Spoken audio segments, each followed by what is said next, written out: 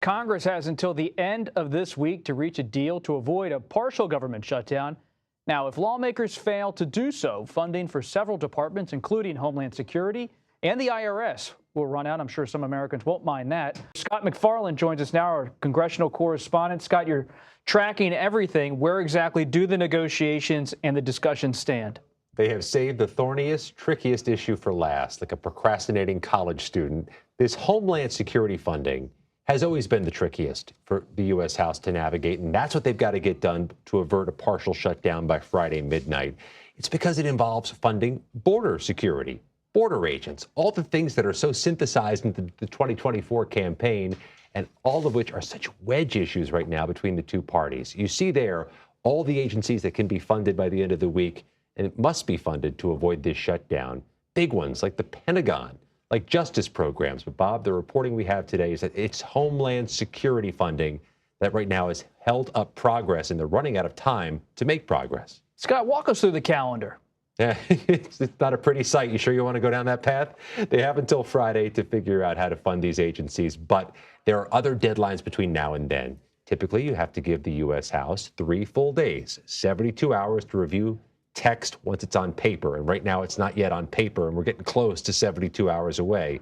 What's more, the Senate can do what it does, throw up procedural hurdles or procedural issues that can stretch the calendar further. All of this still must be done by midnight on Friday. I'll note one thing. There's a shred of optimism among those who don't want to see a standoff. Next week is Congress's spring break, and they tend not to want to mess with their own district work periods. Which members are you watching on those talks? Who really has power? Who has say over the final deal? So much of this is centralized with leadership because the U.S. House is working around its normal procedures. The narrow margins in the House mean they need a tidal wave of Democratic votes to get anything done, which is a novel concept to this Congress. So all of this is centralized. Typically, this would go through committees like the Rules Committee. The appropriators would have a lot of say. The Rules Committee, to a degree, is irrelevant right now because they're not following typical rules.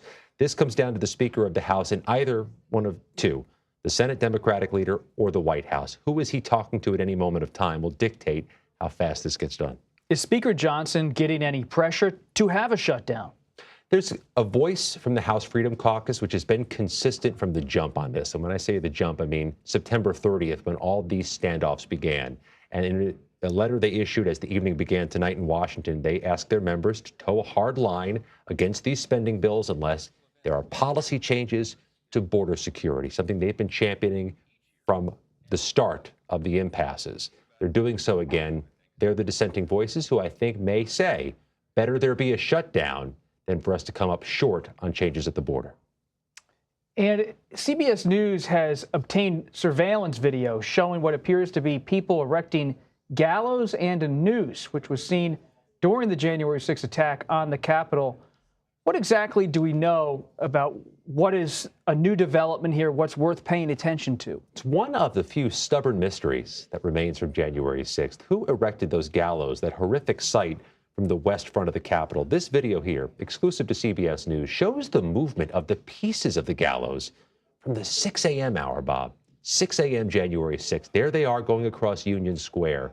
And what the House subcommittee investigating January 6th tells CBS News is that this construction began shortly before 7 a.m., hours before the White House ellipse speech, hours before Mike Pence was called upon to overturn the results of a lawfully held election.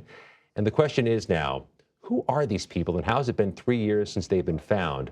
A fuller version of that footage available on CBSNews.com as members still try to answer that very intransigent question. You've been speaking to lawmakers about a lot of these issues. The chairman of the House subcommittee, Barry Loudermilk of Georgia, says this is a pressing issue for his panel. Take a listen more of what he had to say. This is before the massive crowds got to the Capitol. There were plenty of Capitol Police there. We've reviewed the radio traffic of Capitol Police that day, and there's no mention of it. Even though the crossbar of the gallows wasn't erected until about 1 o'clock in the afternoon, the base platform was there. And that in itself is against Capitol Police policy and rules. Let me add one more note, Bob. We've reviewed 1,300 January 6 criminal cases. 1,300. Not a one references anybody alleged to have taken part in that gallows, at least not yet. Scott MacFarlane, thanks for being here. We really appreciate your reporting.